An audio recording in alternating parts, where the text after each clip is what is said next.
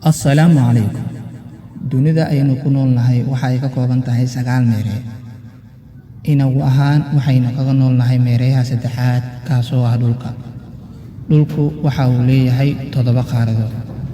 Qaarad walbana waxaa ku yaal dalal aad u fara badan.